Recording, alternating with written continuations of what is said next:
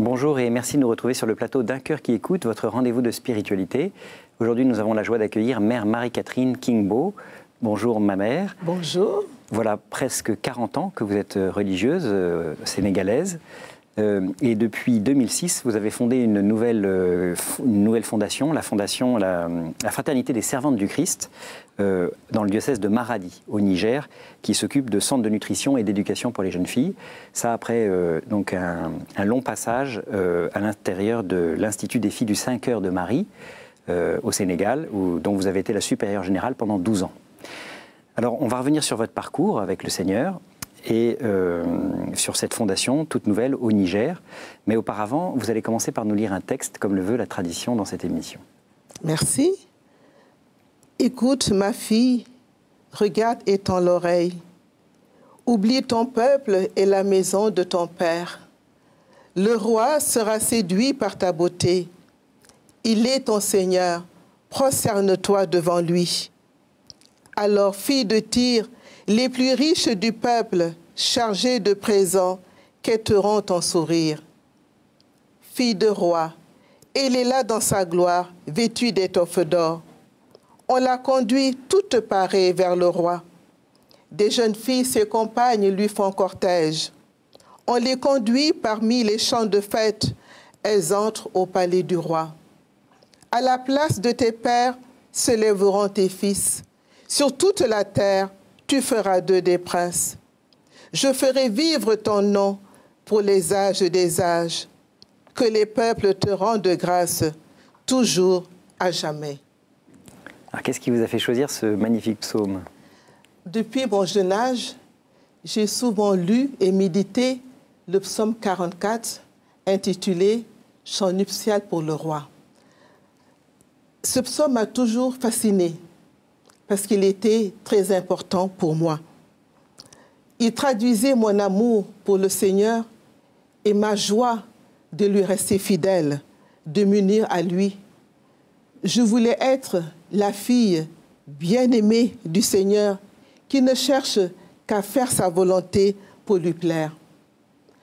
Ma foi me fait dire aujourd'hui que le Seigneur m'a interpellée encore une fois à partir de ce verset. Écoute ma fille, regarde et tends l'oreille. Oublie ton peuple et la maison de ton père. À partir de ce message, j'ai senti en moi une force qui m'a permis, après 36 ans de vie consacrée, de fonder une congrégation religieuse pour incarner le vrai visage d'amour et de tendresse du Seigneur au Niger avec des jeunes filles venues de différents pays.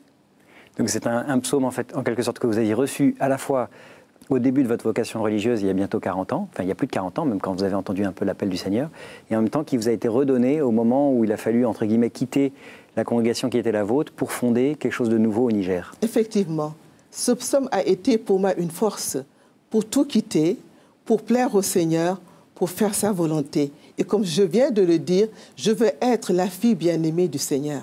Alors on va revenir justement sur votre parcours.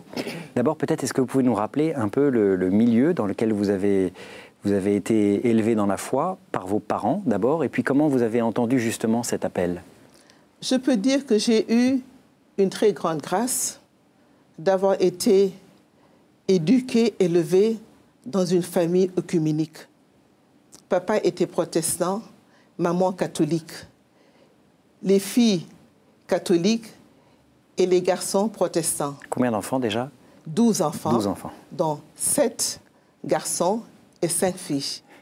Et je disais que c'était une grâce parce que mes parents étaient pratiquants et nous avons vécu dans une très belle et grande harmonie religieuse. Mes parents étaient très ouverts, papa comme maman. Papa nous a menés à la messe tous les dimanches et parfois au temple. Les garçons aussi allaient à la messe et puis au temple. Donc vraiment, on vivait, je dirais, en harmonie. Il n'y avait aucun problème de confession religieuse. Nous étions très heureux. Alors dans ce contexte-là, vers l'âge de 17 ans, vous avez entendu l'appel à vous consacrer plus particulièrement au Seigneur. Comment ça s'est passé? Effectivement, c'est au cours d'une homélie d'un évêque que j'ai entendu cette parole du Seigneur. La moisson est abondante et les ouvriers sont peu nombreux. Priez le maître de la moisson d'envoyer des ouvriers à sa moisson. Cette phrase a été un déclic pour moi. J'ai dit, Seigneur, ça c'est pour moi. Tu m'appelles à la vie consacrée. Alors quand vous en êtes ouvert à vos parents, comment est-ce qu'ils ont réagi? D'abord, j'ai voulu moi-même étouffer cette voix. C'était vraiment un combat intérieur que j'ai dû mener. Mais comme nous le savons, le Seigneur est toujours plus fort. Alors, avant de m'en ouvrir à mes parents, j'ai été voir mon père spirituel. Et je lui ai dit, mon père, je veux être religieuse. Il m'a conseillé, nous avons fait un discernement ensemble. Il m'a dit, effectivement, le Seigneur t'appelle à la vie consacrée. Alors, j'ai été voir maman pour lui dire, maman, voilà, je veux me faire religieuse. Mais je vous avoue que je n'ai pas été voir ma maman toute seule, parce que j'étais terrible. Alors, c'est mon père spirituel qui m'a accompagnée pour vraiment confirmer cet appel du Seigneur. Maman a accueilli mes propos dans mon choix de vie sans aucune difficulté, avec joie. Avec papa, c'était un peu plus difficile. Papa m'a dit d'attendre. Pour le moment, il n'est pas d'accord. Alors j'ai attendu dans le silence, dans la prière, dans la réflexion pendant 4 ans. Et au bout de ces 4 années, je dirais avec la force de l'esprit, papa est venu me voir. Papa m'a dit, Marie, est-ce que tu tiens toujours à ta vocation religieuse? J'ai dit, oui, papa, je veux me faire religieuse. Il m'a dit, d'accord, je respecte ton choix de vie, tu peux te faire religieuse. C'était une grande joie et un grand soulagement. C'est ainsi que j'ai accepté de tout quitter pour suivre le Seigneur. Alors c'est comme ça que vous êtes rentré dans cette congrégation religieuse sénégalaise qui s'appelait des Filles du Saint-Cœur de Marie, le 1er octobre 1975. Effectivement. C'est une congrégation autochtone sénégalaise de droit diocésain qui a été fondée par Monseigneur Aloïs Cobèze, un Alsacien spiritain. Alors vous avez séjourné de nombreuses années au sein de cette congrégation. Vous en avez même été la supérieure générale pendant 12 ans.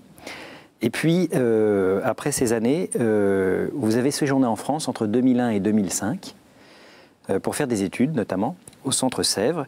Et c'est au cours de ces années à Paris que vous allez entendre un appel dans l'appel, si je puis dire, et notamment un appel à fonder une nouvelle congrégation. Alors comment est-ce que cet appel a pris forme? Comment les choses se sont passées? Tout a commencé en novembre 2002, à partir d'un cours d'islam intitulé « Islam et christianisme, théologie comparée ». Ce cours a été donné par un prêtre jésuite égyptien. La profondeur de ce cours m'a vraiment interpellée. Et j'ai senti intérieurement le Seigneur me dire « Maintenant que tu sais, fais connaître mon vrai visage dans un milieu musulman ». J'ai gardé bien sûr le silence. J'ai porté cette interpellation dans la foi et toujours dans la paix intérieure. Et cette interpellation s'est précisée au cours d'une Eucharistie qui a eu lieu à la paroisse Saint-François-Xavier à Paris, le premier dimanche de l'Avent. C'était aussi le 1er décembre 2002. Au cours de cette Eucharistie, le célébrant, qui était le curé, posait la question aux catéchistes qui devaient s'engager pour donner des cours de catéchèse durant l'année pastorale 2002-2003. Alors les catéchistes devaient répondre « Oui, je le veux » devant l'autel. Donc nous étions là, tous les catéchistes devant l'autel, et à côté, il y avait une maisonnette à la place de la couronne traditionnelle de l'Avent. Donc ce changement de décor m'a vraiment fascinée et m'a portée dans la prière. Et en ce moment, et juste intérieurement, j'ai senti le Seigneur me dire « Construis-moi une maison religieuse pour incarner mon visage d'amour et de tendresse dans un milieu musulman. » Alors ma réponse, oui, je le veux. Que tous les catéchistes devaient répondre aux célébrants, eh bien, devaient aussi rejoindre la paix du Seigneur. Et c'est là que j'ai compris que le Seigneur me demandait de fonder une congrégation religieuse dans un milieu musulman. Alors j'imagine qu'entre l'intuition, la confirmation de la nécessité d'une fondation, et puis la réalisation, le fait que en 2006 vous vous retrouvez au Niger, ça se fait pas sans combat, qu'il y a pas mal de... petit à petit les choses s'incarnent. Alors comment est-ce qu'elles se sont incarnées, et notamment comment vous avez trouvé que c'était au Niger qu'il fallait vous rendre? Ça, c'est vraiment la volonté du Seigneur. Parce que je ne pensais pas du tout au Niger. Et de décembre 2002 au mois de septembre 2003, je ne savais pas où commencer cette fondation religieuse. Et au cours d'une prière, le soir, dans ma chambre, je priais intensément et j'ai senti vraiment une voix me dire « pars au Niger ». Je me suis dit « tiens ». Et j'ai eu une grande paix. 3 jours après cette prière, mon tuteur d'études, le père Dominique Salin, m'a reçu et je lui avais laissé auparavant un texte en lui disant de m'aider à faire un discernement. Et au cours de notre entretien, il m'a d'abord dit « Marie-Catherine, ce n'est pas un rêve, ce n'est pas une imagination. Le Seigneur te demande de fonder une congrégation religieuse. Et moi, je te conseille de faire cette congrégation religieuse en dehors du Sénégal. » J'étais tellement surprise que je lui ai coupé la parole. J'ai dit, mais Père, voilà ce que j'ai senti dimanche dans ma prière. Le Seigneur qui me dit, pars au Niger. Et le Père Salin, à son tour, qui répète, Marie-Catherine, pars au Niger. Donc voilà, tout est parti de là. Après ça, il a fallu créer des statuts, j'imagine. Vous avez rencontré un canoniste, etc., pour pouvoir fonder les statuts de votre nouvelle congrégation, du coup? Effectivement. Il m'a demandé de voir un canoniste, jésuite toujours, le père Michel Dortel-Clodo, qui est à Lyon et qui venait donner des cours au Centre Sèvres. Alors, j'ai rédigé les statuts, j'ai confectionné notre livre de prière et j'ai tout soumis au canoniste qui a bien sûr tout approuvé. Ensuite, il fallait aussi prendre contact avec l'église au Niger, j'imagine. Vous aviez un contact là-bas déjà avec l'évêque de Maradi, que vous aviez connu quand vous étiez dans votre précédente congrégation? Quand j'étais supérieur général, j'ai installé dans le diocèse de Maradi une communauté religieuse des filles du 5 heures de Marie. Et quand j'ai terminé mon mandat de supérieur général, je n'ai gardé aucun contact avec le Niger. Moi, j'avais terminé mon travail, donc je devais laisser la place à ma remplaçante. Alors, comment faire pour contacter un évêque au Niger? Je fouille, je dirais, mes affaires et je retrouve les coordonnées de Monseigneur Ambroise Ouedraogo, évêque de Maradi. J'ai dit, bon, je vais essayer, je vais l'appeler au téléphone. Je l'appelle au téléphone, j'ai dit, Monseigneur, voilà ce que je vis depuis quelques mois, un peu plus d'une année. Je sens que le Seigneur me demande de fonder une congrégation religieuse au Niger, dans le diocèse de Maradi. Il a éclaté de joie au téléphone. Il a remercié le Seigneur. Et il m'a dit, envoie-moi rapidement ta feuille de route. J'ai dit, Monseigneur, il n'y a pas de souci, je vous l'envoie rapidement. Et avant que Monseigneur Ambroise ne reçoive ma feuille de route, lui-même de son côté compose une prière qu'il m'envoie. Il me dit, nous la réciterons ensemble. Donc c'est ainsi que je suis partie au Niger après mes années d'études au Centre Sèvres. Donc le Seigneur avait bien préparé la route. Et de fait, donc en octobre 2006, la Fraternité des Servantes du Christ est fondée à Maradi, au Niger. À ce moment-là, vous n'êtes que 2. Enfin, vous êtes accompagné par une jeune postulante. Qu'est-ce que vous commencez à faire, du coup, pour vous installer, pour prendre contact avec la population? Alors, dès que je suis arrivée à Maradi, j'ai bien sûr contacté l'évêque, nous avons discuté. Et je lui ai dit, Monseigneur, moi, je donne priorité au village, aux zones rurales.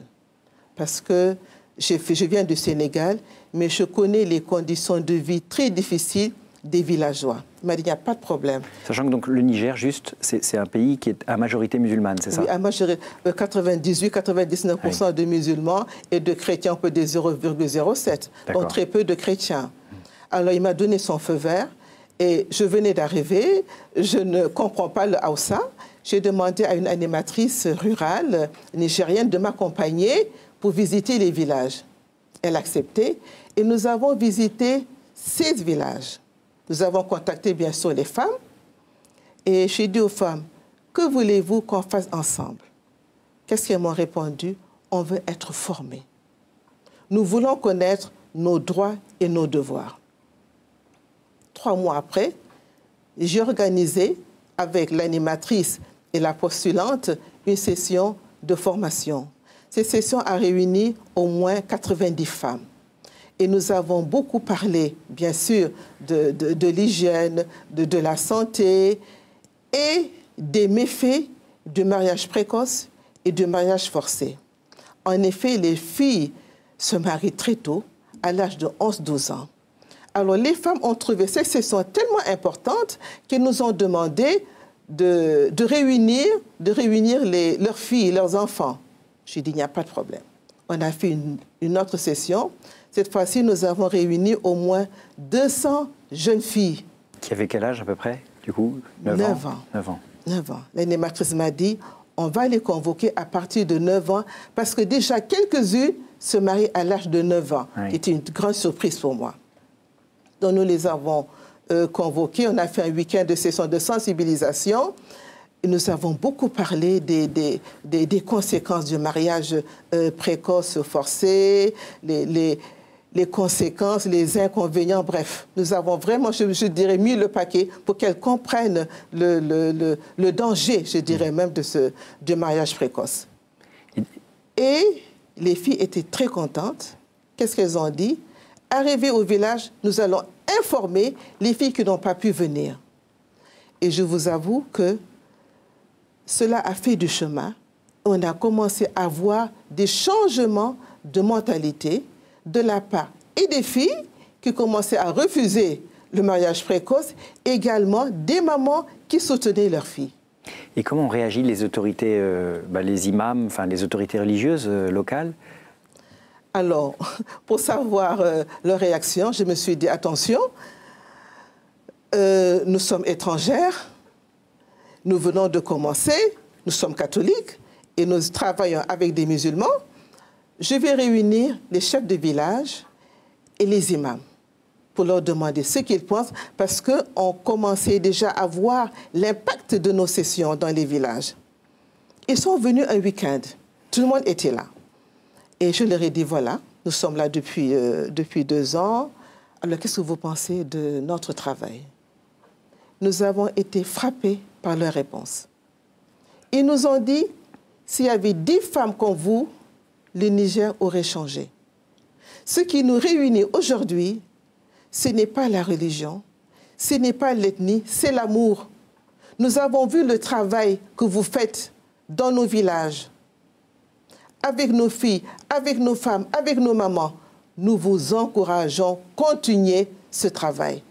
Cela nous a vraiment donné, je dirais, un tonus, un encouragement. Et avant la fin de cette rencontre, l'évêque de Maradi, Monseigneur Ambroise, est venu vraiment les saluer et les remercier. Ça s'est très bien passé. Donc vous avez de bonnes relations aujourd'hui encore avec la population musulmane, ou en tout cas avec les représentants et les chefs? Très bien. Tout se passe très bien avec les imams et les chefs des villages. On n'a vraiment pas de problème. Alors, en dehors de l'éducation des jeunes filles, que vous continuez d'assurer, hein, vous avez aussi lancé la construction de centres de nutrition. Est-ce que vous pouvez nous dire quelques mots là-dessus? Oui, nous avons constaté beaucoup d'enfants malnutris, de femmes enceintes malnutries, et beaucoup de mortalité infantile, bien sûr. Et nous avons construit, grâce à Sabine Roux de Bézieux, un centre de nutrition pour prendre en charge justement les enfants malnutris et les femmes enceintes malnutries. Et nous avons beaucoup d'enfants malnutris. En une séance, nous pouvons recevoir 500 à 800 enfants malnutris et les femmes enceintes, au moins 100 femmes. Donc nous avons beaucoup de travail dans ce centre. Nous sommes soutenus par le Programme alimentaire mondial, mais depuis quelques mois, nous avons très peu de denrées alimentaires malheureusement, ce qui nous oblige à renvoyer les femmes et les enfants malnutris, ce que nous déplorons. Alors du coup, comment est-ce qu'on peut vous aider concrètement justement dans cette action que vous menez contre la malnutrition? Vous avez ce projet de trouver les fonds nécessaires sans doute pour alimenter le centre de nutrition, mais vous avez aussi d'autres projets, je crois, d'écoles maternelles notamment? C'est ça. Alors pour le centre de nutrition, étant donné que nous avons peu de vivres, peu de denrées alimentaires, nous voulons commencer nous-mêmes à fabriquer notre farine pour les enfants malnutris et les femmes enceintes. Pour les écoles, ce sont les chefs de village et les imams qui nous ont dit de construire des écoles pour leurs enfants. Parce qu'ils commencent à évoluer, ils veulent également que leurs enfants aillent à l'école. Et c'est ainsi que nous avons acheté un terrain à Tibiri et nous voulons justement commencer par construire une école maternelle. Le terrain est déjà là, et bien nous attendons de trouver des fonds. Alors pour les fonds, je précise ça pour nos téléspectateurs. D'abord, ils peuvent aller sur un site internet qui s'appelle www.espoir-niger.org. Donc ça, c'est le site internet dans lequel il y a beaucoup d'informations au sujet de vos projets là-bas. Et ceux qui veulent donc faire parvenir des dons ou des soutiens, ils peuvent faire un chèque à l'ordre de l'association Espoir Niger, association Espoir Niger. Et l'adresse, donc, c'est Espoir Niger, Manéic, ça s'affiche à l'écran, en numéro 65, 56 850 Codan, Manéic, numéro 65, 56 850 Codan, à l'ordre donc de l'association Espoir Niger. Vous n'êtes plus toutes les deux maintenant votre congrégation commence à s'étoffer et à grandir? Oui, avec la grâce de Dieu, nous sommes maintenant 20, 10 religieuses et 10 filles en formation. Donc 6 novices et 4 postulantes. Qui viennent de différents pays. De différents pays, de 6 pays, du Sénégal, du Niger a commencé. Le Niger a commencé, donc du Sénégal, du Niger, du Tchad, du Burkina Faso, de la Guinée-Bissau, oui, et du Bénin, voilà, et du Bénin. Dans cette vie, j'imagine, très active, quelle est la place que prend la prière ou que prend l'union à Dieu au quotidien? La prière est au cœur de notre vie. Par exemple, avant d'aller au centre, qui est à 15 km de Maradi, nous nous réveillons à 5 h du matin pour chanter les laudes, faire l'office de lecture et notre méditation. Il y a aussi le milieu du jour, les vêpres, les complis, le chapelet tous les jours et une fois par semaine, nous avons l'adoration devant le Saint-Sacrement. Une fois par mois, la récollection mensuelle et durant les temps forts de l'année liturgique, nous mettons davantage l'accent encore sur la prière et le silence. Donc la prière est au cœur de nos activités, c'est notre moteur. Sans la prière, on ne pourra pas aller loin. Merci beaucoup, Mère Marie-Catherine. Alors, je vais poser les questions que je pose habituellement à chacun de mes invités. D'abord, quel conseil donneriez-vous à quelqu'un qui vous dirait « j'ai envie de devenir chrétien, par quoi dois-je commencer ?» Aimer Dieu et aimer le prochain. Quel est votre héros, votre saint, la personne que vous trouvez admirable? Saint Paul. Saint Paul m'a toujours fasciné pour son courage, son audace et sa foi. J'ai été saisie par le Christ comme Saint Paul. Je ne peux pas me taire, je dois annoncer l'Évangile. Malheur à moi si je n'annonce pas l'Évangile. Et ça, vous avez l'occasion de le faire, de fait, quand vous rencontrez ces jeunes filles, enfin, au-delà des aspects de formation sur ce qu'est une femme, sur le mariage, etc. Il y a une place possible pour une annonce plus ou moins explicite? Oui, oui. Ah, merci pour la question. Les mamans, quand on leur donne le microcrédit, pour nous dire merci, ce qui nous a beaucoup frappé, elles chantent des chants religieux catholiques qu'elles ont entendus à la radio. des musulmanes. Ouais. Vous voyez? Gloire à Dieu. Au jour du jugement, qu'aimeriez-vous que Dieu vous dise? Viens entre mes bras, ma servante bien-aimée, tu es attendue. Merci beaucoup, Mère Marie-Catherine Kingbo. Je rappelle donc que vous êtes religieuse sénégalaise depuis bientôt 40 ans et que vous avez fondé en 2006 au Niger, où vous résidez désormais, une fraternité, la Fraternité des Servantes du Christ, dans le diocèse de Maradi, et qui s'occupe voilà, de présenter, de proposer ce visage du Christ, ce vrai visage du Christ en milieu musulman, notamment à travers des centres de nutrition ou d'éducation pour les jeunes filles. Je rappelle aussi que pour ceux qui veulent venir en aide à cette œuvre, ils peuvent consulter le site internet www.espoir-niger.org et ils peuvent aussi envoyer leur chèque à l'ordre de Espoir Niger en les envoyant à Espoir Niger, Manéique numéro 65, 56 850, Codan. Merci encore d'avoir accepté notre invitation. Ceux qui veulent revoir cette émission peuvent le faire en allant sur le site internet de KTO, ktotv.com. Sinon, nous nous retrouverons la semaine prochaine pour une nouvelle émission. Merci.